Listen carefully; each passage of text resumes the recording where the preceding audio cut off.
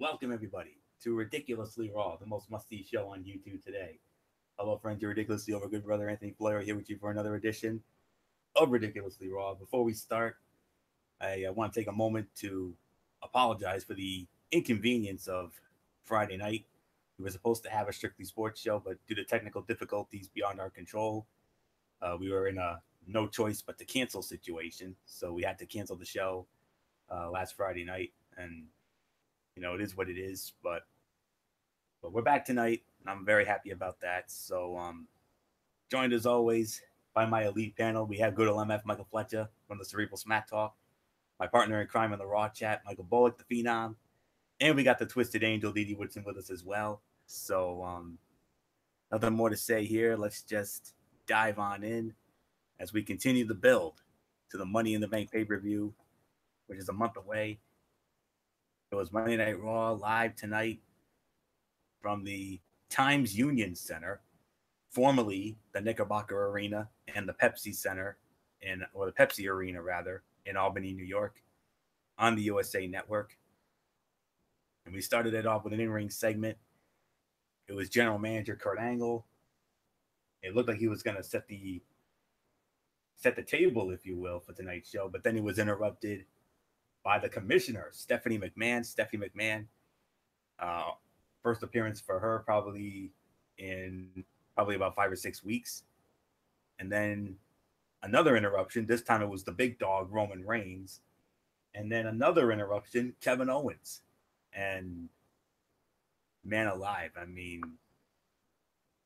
no mention of the Reigns and Owens match before the Money in the Bank spot that Owens last week. But of course, they could still get there by having Roman win tonight and then maybe announcing a rematch. But nonetheless, this was a fine segment. I would probably say this was the segment of the night because, Stephanie was vintage Stephanie here.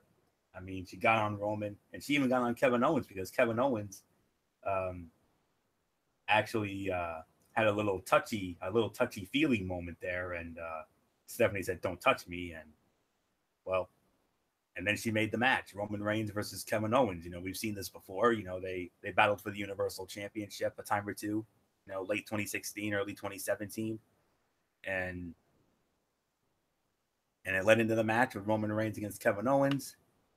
Roman would win by disqualification in roughly 13 minutes. Now, normally we get 2-for-1s, but tonight we get a 3-for-1. We get triple our money's worth here tonight. What happened here, Roman and Owens, their match ends in 13 minutes by disqualification. That's because Jinder Mahal interrupted, and he attacked Roman for the DQ. But then, as we had the 3-on-1 beatdown with Mahal, Owens, and Sunil Singh, Seth Rollins, the workhorse, shows up, and all hell breaks loose. And then they make, in the immortal words of Teddy Long, a tag team match, playa. Shield reunion. Roman Reigns and Seth Rollins against Kevin Owens and Jinder Mahal. And Roman Reigns and Seth Rollins, they win the match in 14 minutes. Holy guacamole, we got a lot to digest here. But let's try to do it the best we can here. The segment, like I said, was the segment of the night. I mean, that was a very good segment as far as I'm concerned. Everybody played their part well, and I liked the intensity that they had during that, especially Roman. And then from there, the Roman and Owens match, I would give that a solid 3.25 to 3.5 stars, even with the DQ finish, because there was some good action throughout that match. I would say the second best match in their series. The only one that I thought was better was that match at the Royal Rumble in 2017 when they fought for the Universal Championship, where Jericho was in the shark cage, and even with Braun Strowman getting involved in that one. And then you had Reigns and Rollins against Owens and Mahal. You can make an argument for fight of the night here. This was 3.5 stars. And, the bulk of the match was Roman Reigns selling for the heels. And they worked up to Rollins getting that hot tag. And there you go. And it was announced that Roman Reigns will face Jinder Mahal at the Money in the Bank pay-per-view. And that thing's in Chicago. IWC capital of the world. They're probably going to cheer Jinder, but I cannot rule out the possibility that they're going to, like in the immortal words of MF, they're going to poo-poo all over the fight. And believe me, they will poo-poo all over the fight. Trust me. Nobody wants to see that. Nobody wants to see Roman Reigns against the charisma vacuum, as I call Jinder Mahal, or as I personally like to call him, Jinder Mahal. But that's another story. But nonetheless, not a happy anniversary for Jinder Mahal, because it was 1 year ago tonight that Jinder Mahal won the WWE Championship from Randy Orton at Backlash, ironically in Chicago, IWC capital of the world. So 1 year later, he gets fed to the workhorse, and quite frankly, I'm happy about that. But even with the win next week, Jinder Mahal is going to get an opportunity to face Seth Rollins, and it will be for the Intercontinental Heavyweight Championship. Oh, you're really putting it on the workhorse now. Now you're going to ask the workhorse to get Jinder Mahal for a passable match, to get Jinder a passable fight. Well, if anybody can do it, I think it's our workhorse. He's been known to do it, so praying for it. I'm praying if anybody can get Jinder for once a quality fight, I have no doubt that our Kingslayer will do it. So, segment of the night and our top two fights of the night, really. 3 1/4 for the first one, but the other one I felt was 3.5 because there was just something about that action in this match. I mean, the crowd was into it. There was a lot of great action in this, and once Rollins got in, that really where it kicked into high. And Rollins is our workhorse, and that's all there is to it. So, man, that's a lot to digest. But I think I pretty much gave it the best I could. So I'm going to bring in good LMF Michael Fletcher. Let's see if he can digest or dissect this rare 3-for-1 deal. So we have the segment, Reigns and Owens, and then Reigns and Rollins Shield reunion against Owens and Mahal. Wow. I think the way you got to talk about it is it's stretched out enough where basically that was your first hour of Monday Night Raw. And that's basically what it was. Started with the Reigns. Well, it started with Angle and a nice surprise to see Stephanie back. It's been, like you said, a long time after the fight at WrestleMania. I guess it's time for her to get into the swing of things. Then you had, of course, the other member of, you had Roman Reigns, Kevin Owens, nice little interruption there. And I loved the interaction. And Roman is still going after the Authority. They're still going after him, saying, all the politicking, all the BS, all this, all that. Roman, it's one thing to think that you're getting screwed left and right and whatnot, but at this point, you're beating it with a dead horse. You're beating a dead horse with a stick, and I hate to say that, but you ain't winning anybody any favors for all the smack talk that you're doing. Just me personally, my thoughts. Owens looked good, solid enough. Yes, the touchy-feeling thing kind of got a little awkward there. I'm glad Stephanie put him in his place, saying, "Hey, get off me. We're not that close. We're close that I respect you, but we're not that close at all." So no. It led to the fight. Solid match. Yes, I'll give it the 3 stars because it was a good match. The finish was a little clunky. Nothing more than that. And then, the tag team fight turned out to be just as good. Maybe a smidgen better. Maybe a 3.5. A 3.5 bout in a half-star bout, and it was a solid fight. Yes, it was solid for what it was worth, and I get it. I know a lot of people are really kind of like, oh, Jinder Mahal versus Seth Rollins next week for the Intercontinental title, but let's be realistic. I think at the end of the day, this is what it needs to be. I get it. I know a lot of people are going to be like, oh, but as long as Rollins is the champion and is your workhorse, that's all that matters on Monday Night Raw. You don't want to upset the you don't want to upset the apple cart. You don't want it to be any more than what it is. So what do? Just focus on what you got. Nothing more to say. All right. Michael Bullock, I give it to you. Yeah, I agree. I think this is I think the opening segment I thought it was the segment of the night. I mean, everybody played their parts well. I mean, Stephanie playing the usual authority figure and basically putting Angle in his place, and Roman coming out and she put Roman in his place, and then same thing with Kevin Owens, and she basically said, you know what, Roman Reigns, Kevin Owens, you two are going to be facing each other tonight. So, and then as far as the first match, I'll give it 3.25 stars. I mean, I thought it was a solid match, but the ending really rubbed me the wrong way. But and then Seth Rollins basically comes out for the save, and then says, you know what, let's make it a tag team match. And as far as the tag team match is concerned, 3.5 stars. I mean, this was definitely a smidget better than the Reigns and Kevin Owens match. So, yeah, now Seth Rollins and Jinder Mahal for the Intercontinental title. I really hope that Seth Rollins can carry Jinder Mahal to a really good match. I mean, if anybody can do it, it's the Kingslayer.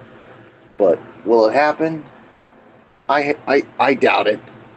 But hey, who am I to go against Seth Rollins? I mean, I can't go against him. So, really nothing more to say. So, Dee Whitson, come on in and give us your thoughts on all this. I'm not even sure you guys can hear me because it's not registering my sound. I can hear you. I can hear you just fine. Okay. Yeah, I could hear you as well. Yeah, you're registering fine. Okay, because my end is not even registering that. So, okay. As long as you guys can hear me, that's all that matters. All right. I guess we need to unpack the big opener here. Yeah, I can make an argument that was a segment of the night. A lot going on in that segment. A lot going on with Stephanie's return.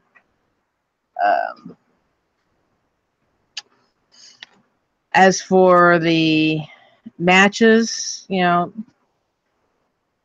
I'd give the first one probably 3 stars, and the second one maybe 3.25 to 3.5. Definitely, the second match was a lot better. But of course, everybody knows I don't like DK finishes anyway, or DQ. So, but it was a good match up till the DQ happened, where Jinder decided that he's gonna stick his nose where it doesn't belong. So, not much more I'm gonna say about it. So, let's move on to the next segment that wasn't so hot. All right. A lot to digest there, I know, but nonetheless, okay. This, I don't know what to say about this. The only thing I'm going to say is this. When it comes to this next segment, I love and respect my panel so much, I am not even going to have them dignify this segment whatsoever, because this segment was cheap garbage. That's all I'm going to say in 2 words. The Sami Zayn segment where he was going to expose Bobby Lashley. He was going to bring in his quote unquote sisters, and of course they weren't his sisters. Come on, what did you expect? They were plants, for goodness sakes. Plants dressed in drag. What else is there to say? Except it was painfully awful. Hot mess. Cheap garbage. This is a cutout if there ever was one.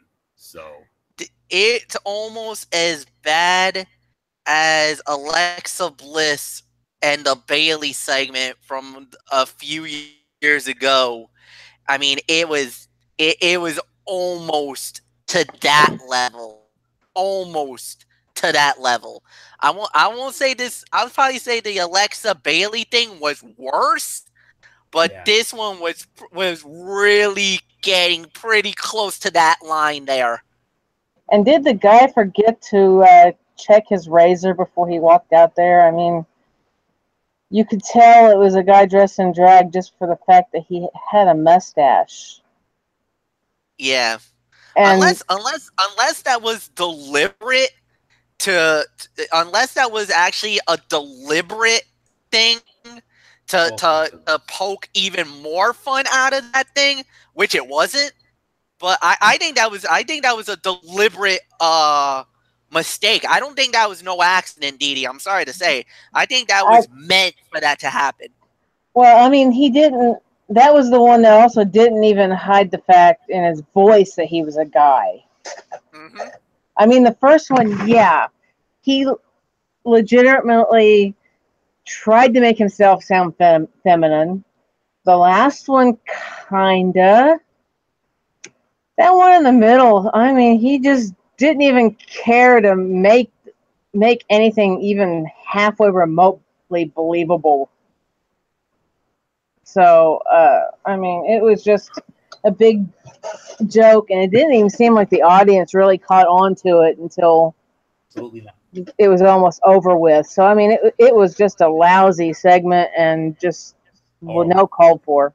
And the thing is that if you're gonna, and I'm just gonna say this, if you're trying to generate heat for Sami Zayn, that's the wrong way to do it. As a matter of fact, and remember, we slammed Alexa Bliss, and a lot of the fans really like it almost derailed her career.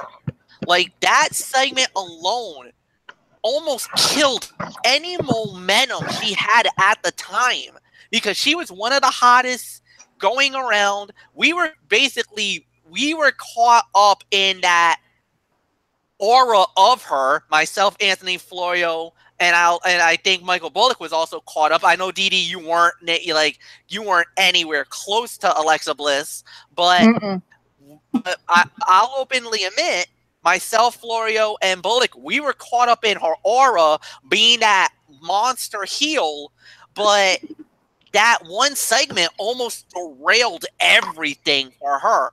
I hope, and I really mean this, I hope this does not derail Sami Zayn as a heel, because a bad segment like this, a garbage segment like this, could really also hurt a person more than help them.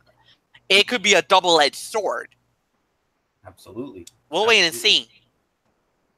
I'd like to move on before we, Oh, yeah. No, go ahead. Because this is something that really, honest to God, should not have any time wasted on it whatsoever. I'm just gonna sum it up by saying this. It ranks up there as one of the all-time bad segments. That's all there is to say on that. And one other thing, Bobby Lashley. Oh my gosh. I mean, I think he's already getting lost in the shuffle here.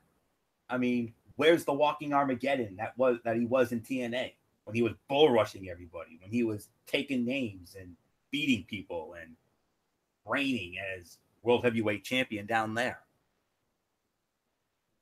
Horrible. Just horrible. So maybe he should have stayed in TNA. Yeah, I don't know if normally I would never, ever, ever wish a person to go to TNA because of what TNA stands for now. But ever since Don Callis and Scott D'Amore is running that company, they've been doing a pretty good job over there. Absolutely. I think to have Bobby Lashley back in TNA would actually be a good thing, or maybe have him go to Ring of Honor, or maybe even have him go to New Japan, or even AAA in Mexico, like Lucha Underground. We would love to have a guy like Bobby Lashley there. That would be a great fit for him there. have him with Dario Cueto and all them boys, man. You know that temple's open for anybody. Anybody could walk in that temple. Well, I'm sure the season's already been taped because it's slated to premiere on June 13th. So big news right there. So starting next month, MF's gonna be having those Lucha Underground. I'm gonna be looking forward to those MF Lucha Underground recaps as part of the Mikey's Mindset on Cerebral Smack Talk starting next month. So get on that, MF. So to sum it all up, to whoever wrote that segment, 4 words for you: get the F out. Okay, so let's just move on to more relevant stuff. Women's action. We had Ember Moon squaring off against Alexa Bliss, Mickie James in Alexa's corner as always. But during the match, she got ejected by referee Derek Moore. And that ended up being the difference as Ember Moon picks up the win, 8 minutes and 40 seconds, wins it with the Eclipse. A clean win for Ember Moon over Alexa Bliss.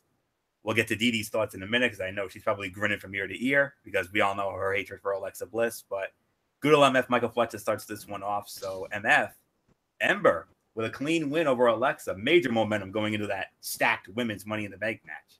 No doubt about it. Big win for her too, and a nice win for Ember Moon. You know, it's not every day that we talk about and praise of a knocking off of a former women's champion, but that is what we got.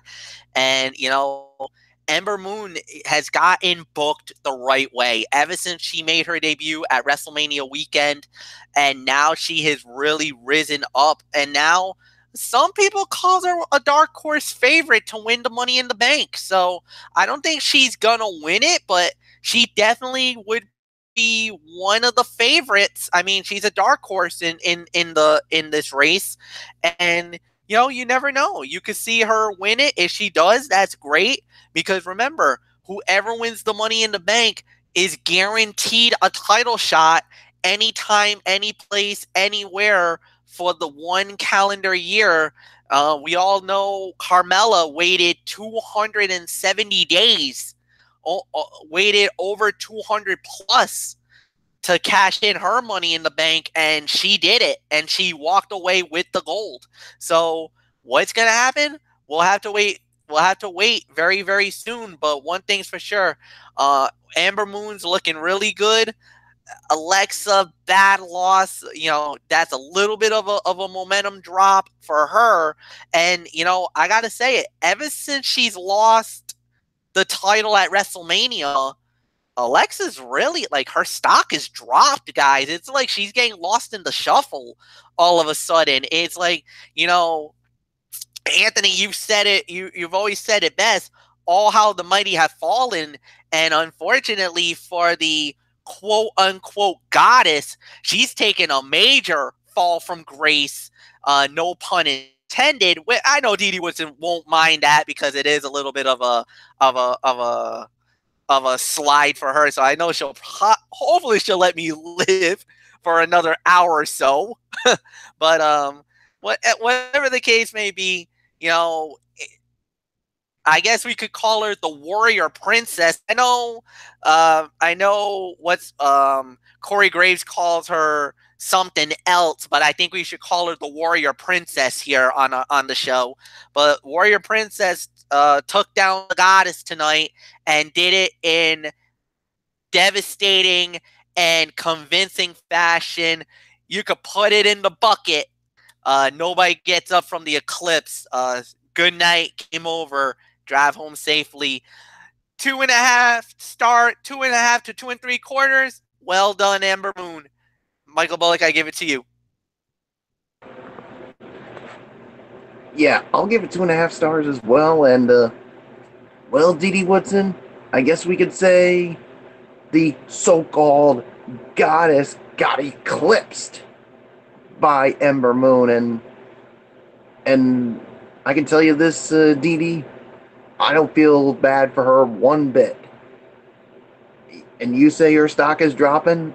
You know what I say, Dee Dee Woodson? Good. I mean, if anybody deserves it, it's her. I mean, she just proved tonight that I mean, she needed Mickey James to help out. Well, look what happened to Mickey James. She got ejected. So, if she just proves she can't win without Mickey James's help. So, what happens? You pay for it by getting eclipsed. And nobody deserves it more than Alexa Bliss. And I don't feel sorry for her one damn bit. Period. End of quotation. End of statement. Dee Woodson, you and Callie must be rejoicing, or is that Tiger? No, this one's Callie. Tiger was the one earlier that I had. All right. Sometimes I get confused with who it is. No, he's a little more hyper than she is. So she's actually sitting here. Well, she was meowing. She was meowing earlier. So. Well, Callie must have been clapping her paws when the so-called goddess lost.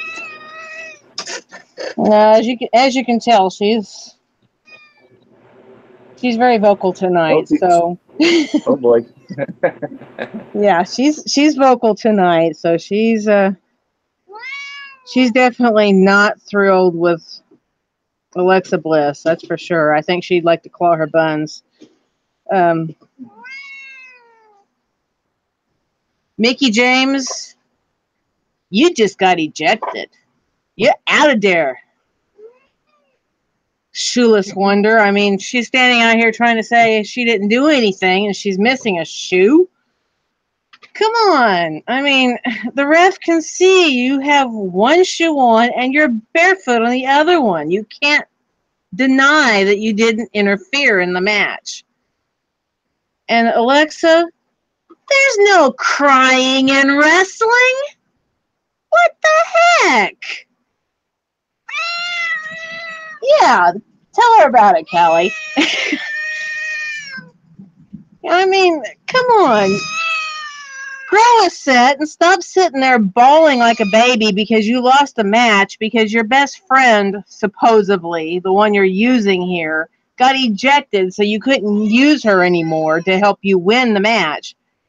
The best woman won. And yes, I enjoyed watching her get eclipsed.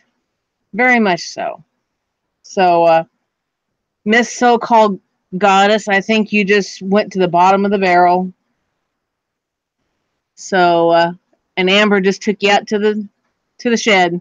So, not much more I had to say about it. I'll agree with the 3.5 to 3/4, or 2.5 to 2/4 rating, or whatever Flesh said. I'll agree with that. That sounds about right for the match. So, not much more I had to say about it. Floyo, it's yours. Yes, indeed. All right, Bullock and Didi, tell us how you really feel. Okay. No secret how much the two of them cannot stand Alexa Bliss. So I'm sure they were grinning. But let's not forget, she is still in the Money in the Bank ladder match, and there is a realistic chance she could win that. You don't know, but we'll find out. But anywho, I do agree with the rating for the most part. It's more like 2 to 2.5 for me. It was okay, but it had too many shenanigans for such a short match. But the good news was that Ember picked up another win, and a nice clean win for Ember Moon over the former Raw and SmackDown Women's Champion. So nothing more to say on that. So we got another cutout here. Baron Corbin knocking off No Way Jose. He won that in 4 minutes and 10 seconds. 1.5 star match. It was a flat, lazy, and lifeless fight. I'm not even going to get any more into that. Oh, and it goes. It gets better here. Yeah, right. The brand new B team. A return match against Breezango. Trifle unnecessary, if I do say so myself. B team wins that in 1 minute and 40 seconds. That was no rating to a dud. Oh.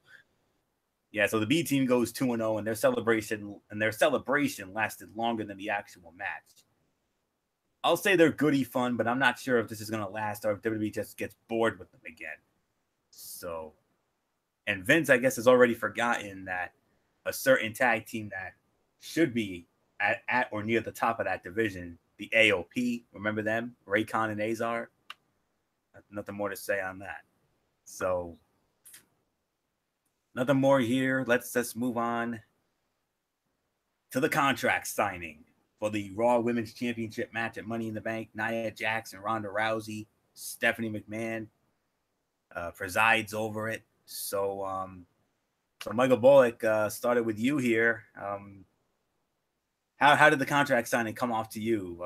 Usually, you know what we always say with contract signings, they never end well, but this one actually ended well. So, Michael Bullock, come on in. Let's get your thoughts on this.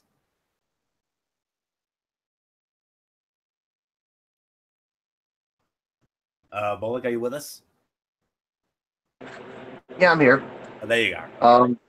Women's contract. Yeah. Nia Jax and Ronda Rousey. I mean, I thought it was a fine contract signing, to say the very least. I mean, it could have been better, but yeah, I mean, they actually did get in some.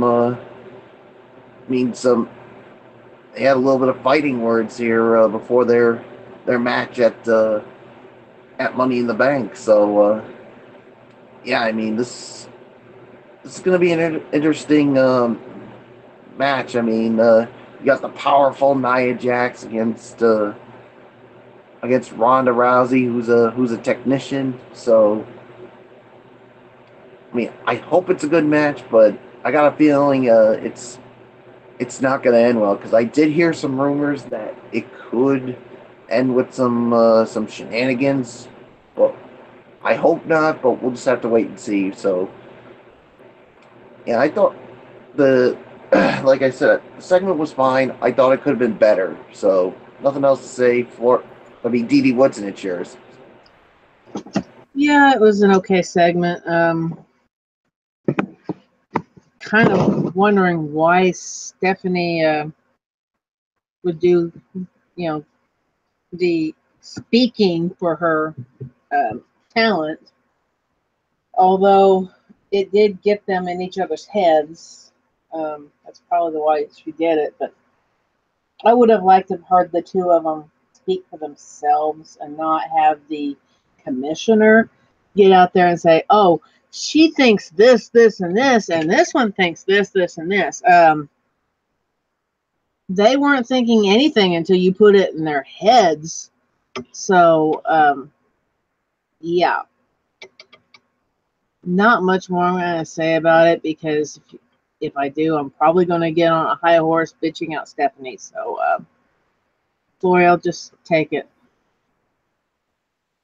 Say what you want about Stephanie, but I actually thought her doing the bulk of the mic work, I actually thought that was a good idea, because we all know, we've seen in the past, Ronda has had some shaky moments on the mic, especially during that WrestleMania buildup.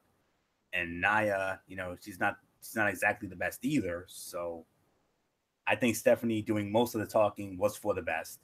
And I thought it was solid enough to set up the match. And say what you want about Stephanie McMahon, but she was actually really good. And her evil, sinister grin in the background, I thought that was a nice touch as well. And this, to me, was the second best segment of the night.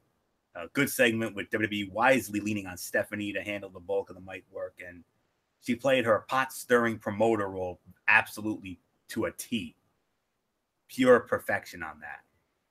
And Ronda's brief comments on intensity, that came off actually well. So this, to me, second best segment of the night.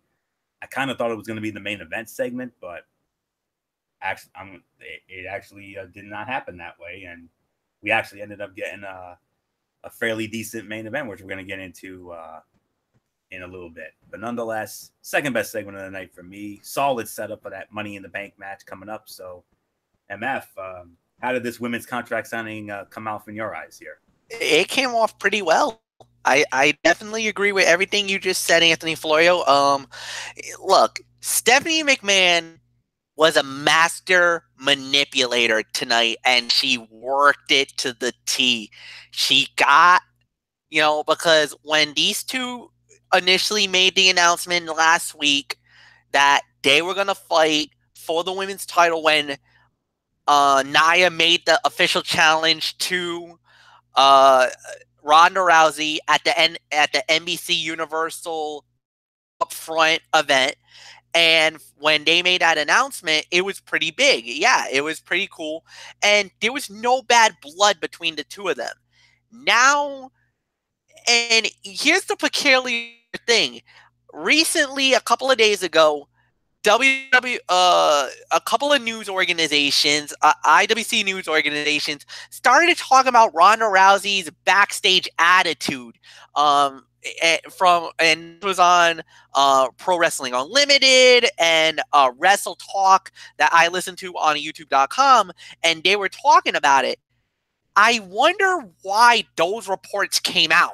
It kind of was a little shrewd that it came out that way. Now, Stephanie's getting into Nia's ear about Ronda Rousey, and Stephanie got into Ronda's ear about what Nia thinks and been saying lately.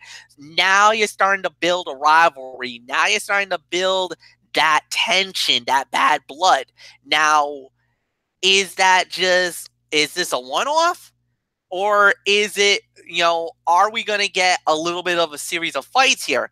Even though I know a lot of people are not really too keen or too wild about Ronda Rousey, well, I should say Nia Jax as the Raw Women's Champion right now. There's been a lot of, I guess I can say it, throwing some shade at her since she won the title, even though it was almost like we wanted the belt to happen. We wanted Nia to win the title. But now that she's the champion, it hasn't delivered the way that we expected it to. And all of a sudden, the fans that wanted her to be the champion, now they cannot wait to see her lose the belt. It's a fickle world what we live in WWE and in professional wrestling.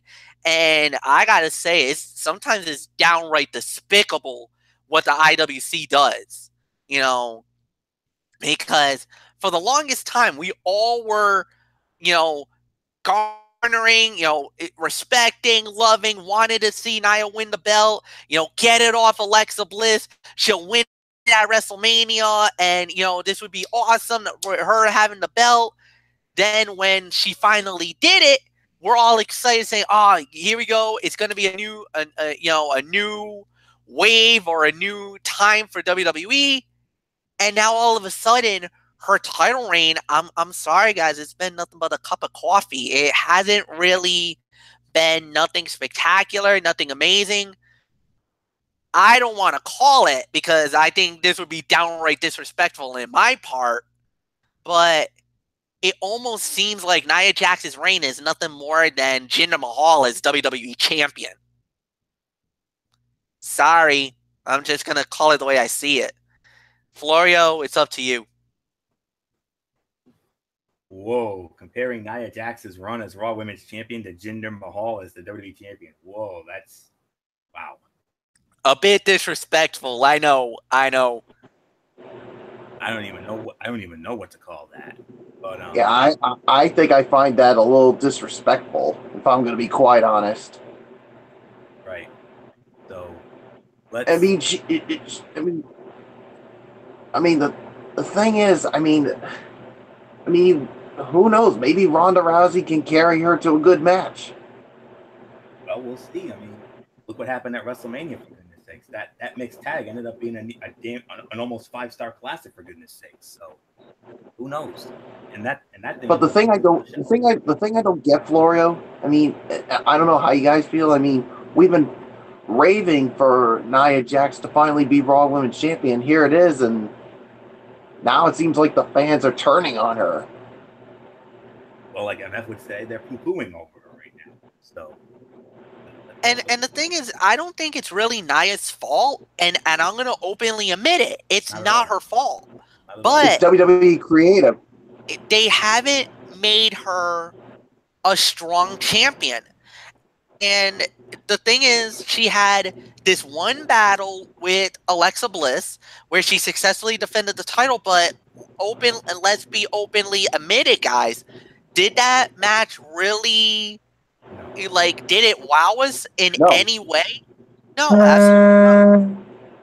And the problem is that whenever you're a champion, sometimes it's not the booking that really hurts her. It's just the overall makeup. And Anthony, you even alluded to her that she's not that strong with promos, not that strong, and Nope. and some of the matches that she's had as champion hasn't really been blowing us away. I hate to say this, but that's where my feeling of the Jinder Mahal thing is coming in. Absolutely. Is because Jinder Mahal was the exact same way. Now, can Ronda give her a great match? Absolutely. Ronda has the MMA background. She's got the judo background. We saw what she did at WrestleMania that, like, she blew us away at Mania. Maybe this is what we need. Maybe this is what Nia needs. Have somebody like a Ronda Rousey who I could probably, I know it's only a rough estimate and she never really got her feet wet in WWE just yet, but she's already got that same work ethic like a Seth Rollins right now on Monday Night Raw. She could be the women's workhorse given the right opportunity and the right situation. You give her all the time in the world, she might turn into like a Seth Rollins. She could be the female Kingslayer, or we could call her the Queen Slayer of Monday Night Raw, because she's got it. She's got the look. She's got the attitude. She's got to work on the promos. I think that's the only nitpick we have about her. But at least in the ring, she's the Queen Slayer. Yeah, absolutely. So, only time will tell what will happen at Money in the Bank, but we'll find out soon enough. I mean, do they pull the plug on Nia's reign and they put the belt on Ronda and let Ronda run with that ball? Well, we'll find out. So, all right, let's move on here. We got more cutouts here. Dolph Ziggler one-on-one with Chad Gable. Ziggler wins it in 4 minutes and 40 seconds. I'll be honest, it was a 2 1/4 star fight for the most part. It was okay for the short time given. Ziggler and McIntyre, they continue to roll. And honestly, I wish we could have gone without that trifle unnecessary Zayn and Lashley segment and given these guys the time that segment garnered. I mean, you could have put another 5 or 10 minutes on this fight, and that thing could have been 3 to 3.5 easy. I mean, Ziggler and Gable, two great talents, and you know how I feel about Chad Gable. He's improved leaps and bounds over the last year and a half, and honestly, those guys deserved way better and way much more time. I mean, that's a match I would have loved to have seen more of, but unfortunately, we got what we got. But it is what it is. So, Money in the Bank qualifier was a fatal 4-way match. We had Natalya, Dana Brooke, Liv Morgan, Sarah Logan from the Riot Squad. Ruby was in their corner, of course. Unfortunately, we're going to have to call this a cutout too, because it was a 4.5-minute match, and Natalya comes away with the win. It was a 1.5-star fight. It was a lethargic, disjointed, sloppy at times, not really good at all. But Natalya winning, I mean, of these four, no doubt Natalya deserved it the most. And you're stacking this women's Money in the Bank ladder matchup. I mean, we got Ember Moon, we got Alexa Bliss, we got Charlotte, we got Becky Lynch, and now you're throwing in another former women's champion in Natalya. So, yeah, we're really stacking it up. Okay, now we can actually get into something more relevant here. Yes, this is something we've seen before, but this time around, it wasn't as bad as it has been before. Bobby Roode against Elias. Elias wins it cleanly, 8 minutes and 25 seconds. Didi Whitson, I believe we start this one off with you here. Elias over Roode, and this match was actually a pleasant surprise, more than I thought. Yeah, it wasn't too bad, although I hate to say it, when it comes to Elias, I agree with Corey Graves. I don't like his singing, and I wasn't in the room at the time when he actually sang this time, but from what I understand, he tried to change the words to a Tom Petty song. So Mary Jane's Last Dance. Yeah, Last Chance with Mary Jane is what Kevin said it was. So, I mean, that's not original. So Elias can't claim it as being original, can't claim it as being his. Right, Tiggy? Yeah. Okay. So, yeah, the match itself, once they actually got into it, I mean, it was a good match. I'm going to give it 2.5 stars. I mean, they at least took them, took it to each other, took them to the limits, made it very entertaining. And, it was a very good match. I enjoyed it compared to some of the other stuff we've had tonight. So, not much more I'm going to say about it. So, Florio, it's yours. Yes, indeed. I agree with Dee Dee's rating, 2.5 stars. I would say fourth best fight of the night. I would probably say sleeper fight of the night. I mean, it was a solid match with Elias picking up a much needed win, and with Bobby Roode already in the Money in the Bank ladder match, he can. I think he could afford a loss here and not lose much, even if it's not logical or ideal. But the live crowd was up for his musical bit, and Elias, did the trick, and I love the way he pulled the rug out from underneath him at the end. He was garnering face heat for a moment, and then he turned back heel, and that was pretty much it. So, but yeah, nice win for Elias, a clean win for Elias. So, solid 2.5 stars, fourth best fight of the night, sleeper fight of the night for me. So, nothing more to say except let's go to the man who, out of all of us, is a proud walker with Elias, the one and only MF. MF, I see it in the chat box. What does WWE stand for? Walk with Elias, and definitely he was walking in Albany tonight and having a lot of fun with this. He killed it in Europe. He's been he's been killing it wherever he goes lately. I gotta say it, man. He's one. At the very beginning, we didn't know what to expect about Elias. I can genuinely say now he's become an IWC darling. His little gimmick, his character, with the guitar and everything else, it started at WrestleMania when he interrupted Cena. The crowd was going on him. It's just one of those things. You never know what to expect, but the walking with Elias is definitely getting stronger week in and week out. And let me tell you, they showed a lot of videos of him in Germany, in England, and during the European tour performing, and the crowd just eats it up, man. He is becoming a really big star in WWE, and imagine him doing that in Chicago, an IWC capital of the world. They are gonna go in with Elias on this one. Nice win over Bobby Roode. Yes, Bobby Roode is in the Money in the Bank.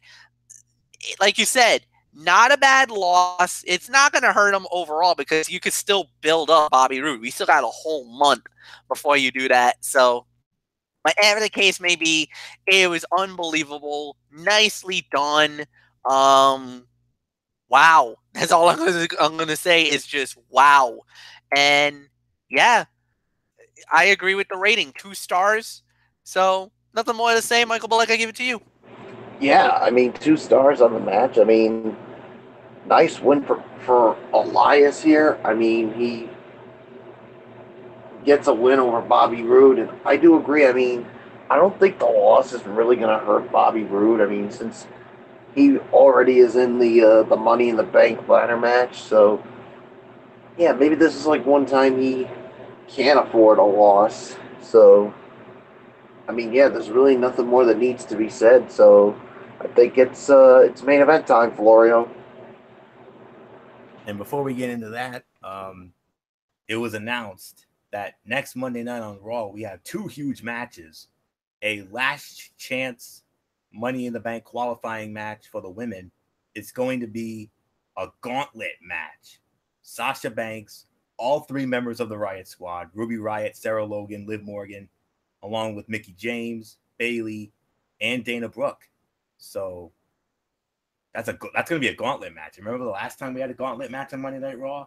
It ended up only being amazing, and it damn near took up the whole show almost, especially with Seth Rollins, that epic performance he had in that match, that hour and 5 minutes he lasted. But that's one of the big matches. And also next week, Jinder Mahal, despite the loss tonight, Jinder Mahal is going to get an opportunity at Seth Rollins and the Intercontinental Heavyweight Championship. Oh, Lord. There is a realistic possibility the modern-day Maharaja could end up stealing that. I hope and pray that does not happen, because we need Seth Rollins to be our workhorse on Monday Night Raw. So don't take the belt off him. Don't. That's all I'm going to say on that. So let's move on to the main event, a very interesting main event. A week ago, they were tag team partners against Dolph Ziggler and Drew McIntyre. Now they're opponents tonight. And you could also consider this a Money in the Bank preview match. The Monster Among Men, Braun Strowman, squaring off against the extraordinary man who can do extraordinary things, Finn Balor. Winner of the match in 10 minutes and 35 seconds, the Monster Among Men, Braun Strowman. Third best fight of the night. And now that I think about it, I'm actually glad that they actually went with this as the main event and not that contract signing. Because this was a good and fun main event. This was a solid 3-star main event. They worked to the strengths of both men. Braun got to play the monster. Finn Balor was the resilient underdog babyface, and even got to cut off Braun where others had failed. And this was a lot of fun. And I think that if you're going to have Braun Strowman work 10 or more minute matches on Monday Night Raw, working with guys like Finn Balor and Kevin Owens is definitely the right way to go. Definitely the right call in that. So, entertaining match, laid out to give Strowman the vast majority of the early offense, with Balor coming back with that late flurry, only to have Braun win decisively in the end. And the broadcast team, they were quick to praise the efforts of Balor. And I also like that sign of respect from Braun Strowman after the match. So, what a pleasant surprise, and what a great way to end what in my opinion was a 50-50 mixed bag edition of Monday Night Raw tonight. So solid 3 stars, third best fight of the night. Well done, great effort. Finn and Balor. I mean, Finn and Strowman, I should say. So well done. So MF, I mean, great main event. Classic case of David versus Goliath, but this time Goliath comes out on top. But what an effort by Finn, though. Oh, Balor pushed them to the limit on this fight, and this was a really good match. Even for Balor, man, he hit him with a nice little shot, hit him with a coup de grace outside the ring, almost got the count out finish. He got him caught in the drop zone. He had him in the drop zone, and he was gonna go for the ender, but then Braun just said, "Enough of this." And basically went all monster mode on that one. He went into Braun mode, is what I call it, and Braun just destroyed. You don't like to make a monster angry, man. Yeah, it was feeding time. And Braun just did what he had to do to slam the door. Big win, nice performance, nothing more to say. You nailed it, Florio. 3 stars. And like you said, good ending to what was not so great Monday Night Raw, but we'll get into the overall review in just a matter of minutes. Bullock, it's yours.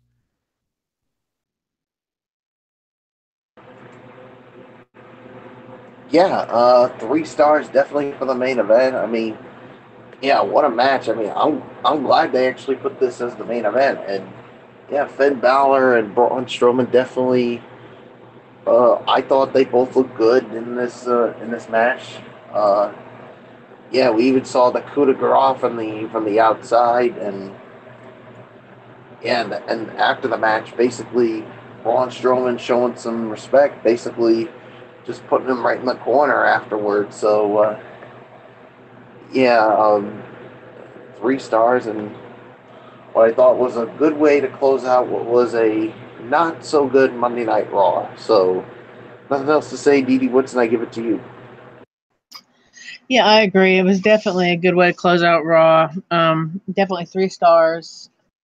Lots of good action here, and pretty much everybody really got into the action in the match, including the announced team. So, agree with the 3 stars. Not much more I'm going to say about it. Florio, what's yours? And we're gonna get into the overall review of Monday Night Raw. MF, mixed bag show tonight. I mean, half good, half bad. You know, not the worst, but not the best either.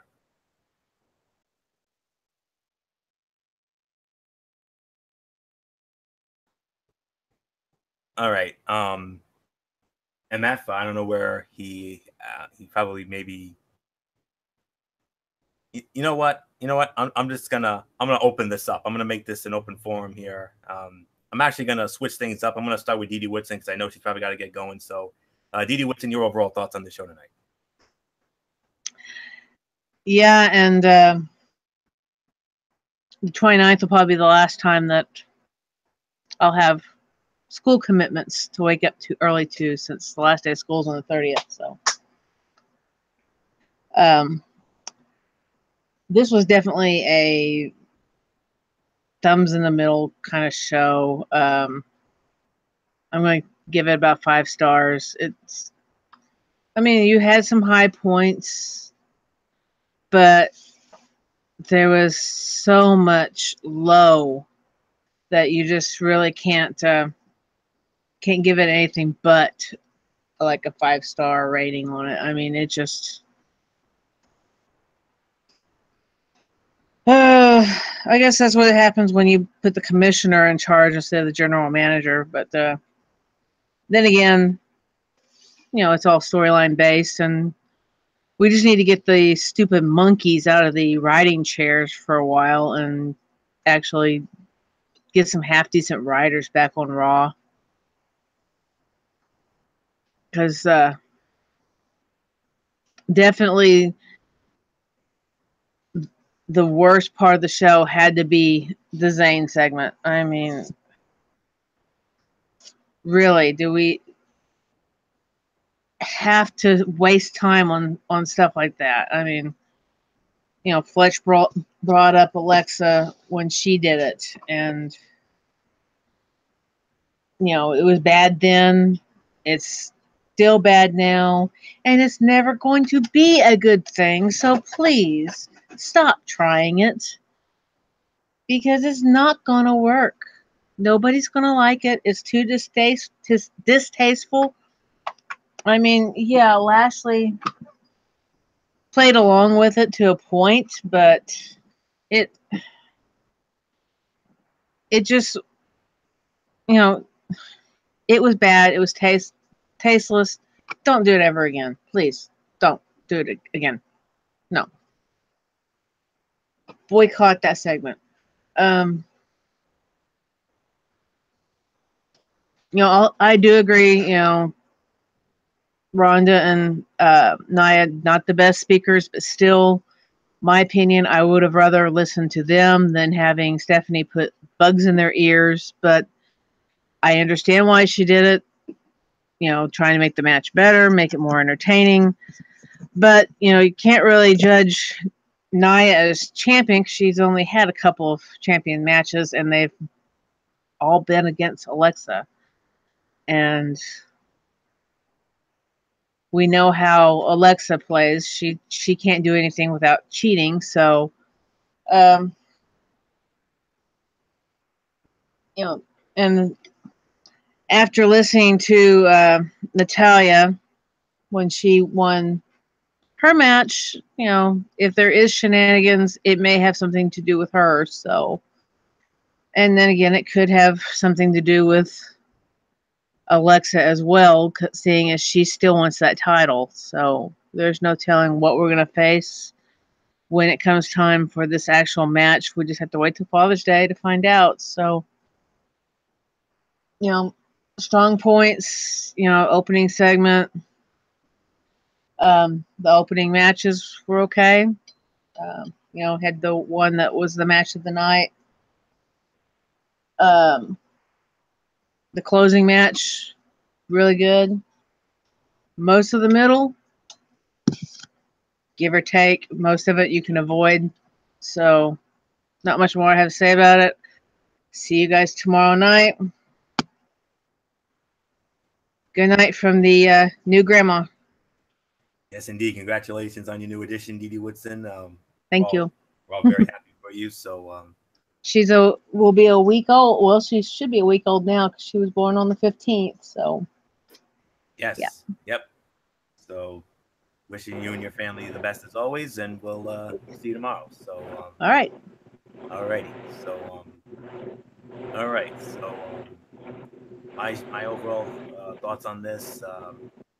5 to 5.25 out of 10 is my rating. Not a very good show overall. It did start off well with the solid opening segment with Kurt Angle, Stephanie McMahon, Roman Reigns, and Kevin Owens. And then you followed it up with some very good wrestling, those two matches, Reigns and Owens, and then the tag match with Rollins and Jinder added were good. But then once we got to the god-awful Sammy and Lashley segment, that did it. And then from there, that killed the show. That alone killed the show right there. And then from there, it went all downhill, and not in a good way. Fell off a cliff, as MF would say. And you give us nonsense like this, we will poo-poo all over it, literally. And it dropped into a mix of bad, okay, and mediocre. Second hour was horrific overall, but the main event was good. They did announce those two matches for next week, that women's gauntlet match and then Rollins and Mahal for the Intercontinental title for next week, which made sense. But this was a wildly inconsistent Monday Night Raw. It was a rough show. The opening segment and matches, main event, and I'll even maybe throw in the contract signing and Rude and Elias as the highlights. But a couple of other decent moments, but the crowd was very flat for a long time following that dreadful segment with Sammy and Lashley. And while that segment was obviously atrocious, it's not like it was completely to blame. A big problem continues to be the shortage of heels who fans view as serious threats to the top babyfaces on Monday Night Raw. So there's no question about it. SmackDown Live tomorrow night is going to absolutely kick you-know-what. I mean, they've already announced that Shinsuke Nakamura is going to announce the stipulation for the title match. And then on top of this, Big Cass gets injured. And what did General Manager Page give us in return? Only Daniel Bryan versus Jeff Hardy for the first time ever. Yeah, that alone is going to make SmackDown Live better than anything on this show tonight. So, oh, by the way, winner goes to Money in the Bank. I was about to mention that, MF. Winner goes to Money in the Bank. Oh, and on top of that, next week they go on to face Samoa Joe. So think about it. Jeff Hardy against Samoa Joe? Or could we have a renewal of Daniel Bryan and Samoa Joe from their ROH days, which MF could tell you stories on days about that. But there's nothing left to say. Raw, the you-know-what hit the fan tonight, and I don't even have to challenge SmackDown Live. I already know SmackDown Live is going to whoop our sorry you-know-whats tomorrow night. So I'm already conceding. SmackDown Live is going to obviously whoop tomorrow night. So Worcester Centrum, get ready, because you're going to have one hell of a show tomorrow night, and it's going to be far better than this poo-poo here tonight. So nothing more to say here. So 5 to 5.25 out of 10. MF, I don't even need to challenge your guys. You're already going to win tomorrow. There's no doubt about it. 5 out of 10, no doubt about it. Yes, it's going to be a very good. It's going to be a very good SmackDown. Going into it, we're ready for it. But yeah, it is a little bit disappointing because of the fact that Raw has the talent if they put it together. But the problem is it didn't really work. It didn't work this time around. It backfired in a way, and unfortunately, it didn't. So nothing more to say. Yes, it was a bad show. We just gotta go and see what happens next. So I got nothing more to say about it. I liked what I saw, and there's really nothing more for at least me to say at that point. So yeah, it was definitely a good show. And I mean, SmackDown is definitely going to have a lot to talk about. And I'm going to tell you tomorrow, we're not only going to get into SmackDown Live, but we're also going to get into that other bit of news that came out today. We're actually going to start with that news. Because this might actually affect not only us. This not only will affect us, but it might even affect what might even happen with all our programs if the rumor is true about what SmackDown Live might be going to happen next year. So we're just gonna have to wait and see. Hopefully, no. Hopefully this doesn't happen, because if it does, this is gonna wreck everything on our family of shows. We're all gonna get wrecked on this one. So we'll get into it tomorrow, and I'll tell you what I mean about it in a heartbeat. So, Mike Bullock, it's yours. 5 out of 10. Yeah, 5 out of 10. I mean, there's really nothing more that needs to be said. You guys pretty much said everything. I'm not going to waste any more time on this poop fest of a show that we got tonight. I mean, don't get me started on it. So, Florio, let's just get to your Tony steak.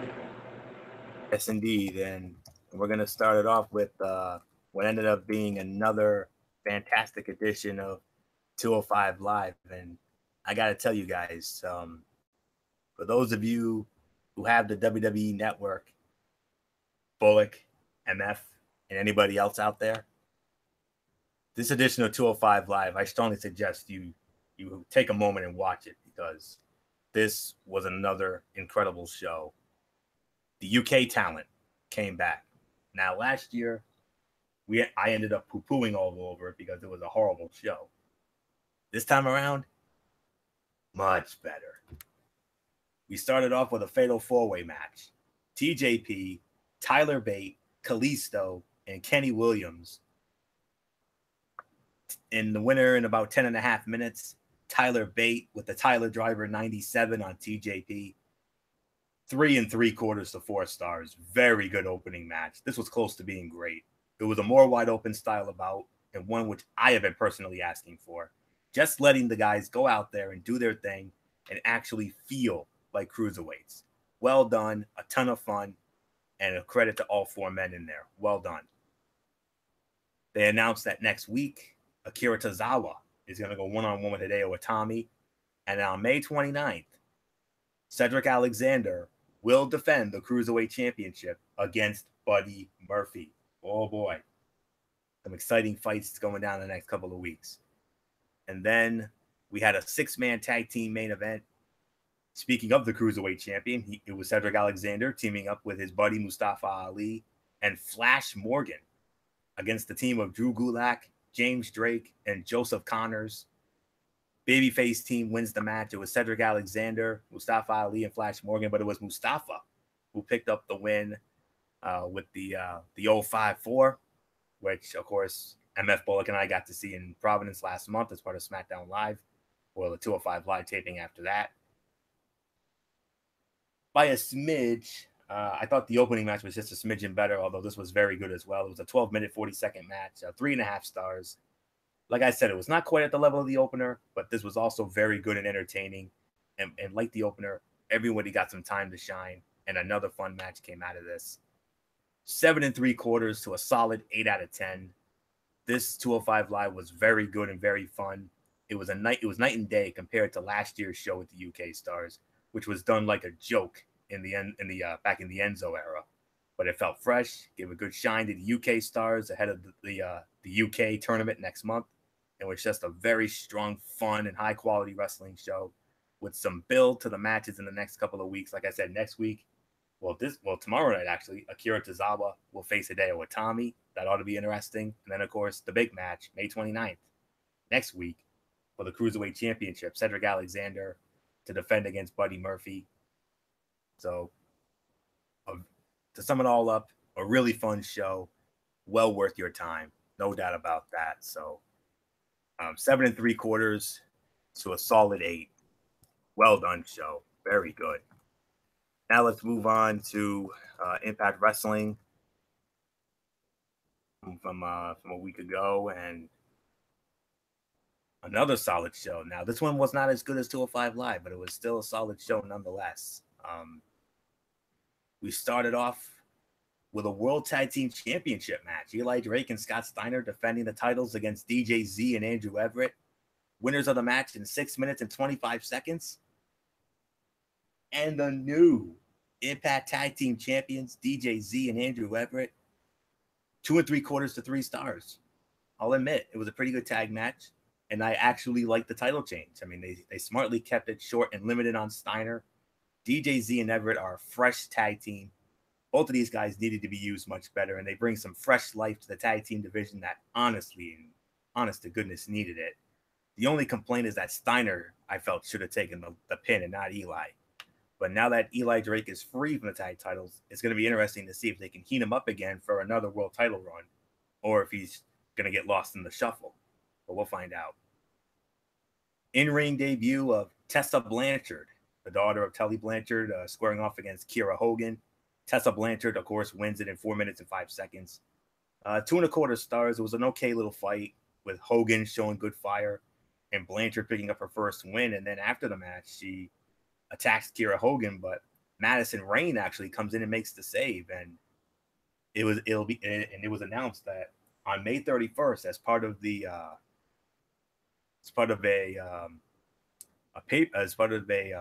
quote unquote pay-per-view special, Under Pressure is the name of the event, and Tessa Blanchard is going to go one-on-one with Madison Rayne. So they're already throwing her in there against one of the cornerstones of the Knockouts division, Madison Rayne, a 5-time Knockouts champion. So it's going to be that should be an interesting little match there with Tessa and Madison. I can't wait to see it. So May 31st can't get here fast enough.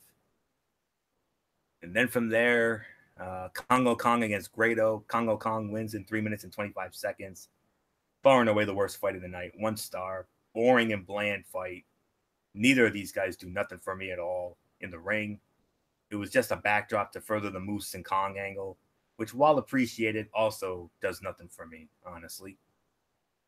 And then they go to the House of Hardcore event for a street fight between Sami Callihan and Eddie Edwards. Eddie Edwards wins in 10.5 minutes. 3 stars. Good street fight. Nice intensity. Eddie picking up a small measure of revenge, but the fight is far from over, judging from the post-match attack. The feud's been interesting. I'm very curious to see how they play it out. I'm thinking maybe in an unsanctioned match at Slammiversary in a couple months. We'll see. Then, of course, they had Sue Young's funeral for Rosemary. No comment there. Main event, tag team match. X Division champion Matt Sydal and Grand Champion Austin Aries against Pentagon Jr., the World Heavyweight Champion, and his partner, the AAA Lucha Champion down there, El Hijo del Fantasma. Pentagon and Phantasma win it 19 minutes and 5 seconds. This was the fight of the night, 3 1/4 to 3.5 stars. Good and fun main event, but more importantly than just the wrestling, which delivered, they did a good job of hyping the title matches in the next couple of weeks, which was far and away the goal of the fight. So that takes care of that. 6 3/4 to 7 out of 10. Really solid show. It started off with a much needed tag title change, followed by the return of Madison Rayne, which is especially needed now that Rosemary's out due to injury, to go up against Tessa Blanchard. We did have a little low point with Kong, Grado, and Moose, but it rebounded well with the Sami and Eddie street fight, and then that tag team main event.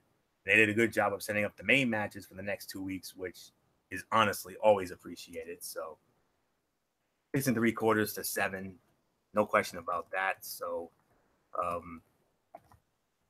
one last piece of business. Well, 2 more last pieces of business. We have the docket for this upcoming Impact Wrestling show.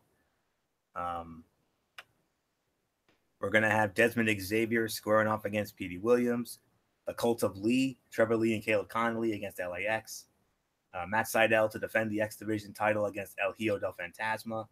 OVE against Aerostar and Drago. And Moose against Congo Kong.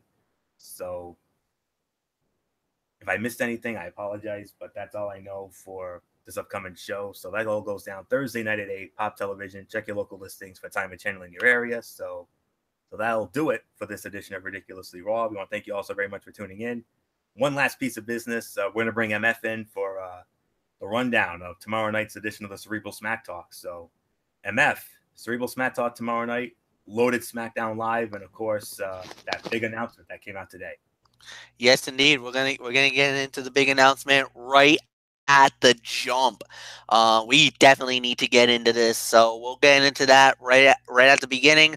Of course, SmackDown Live, and then my official preview of RWA Dynasty. It's going down this Friday night from Pawtucket, Rhode Island.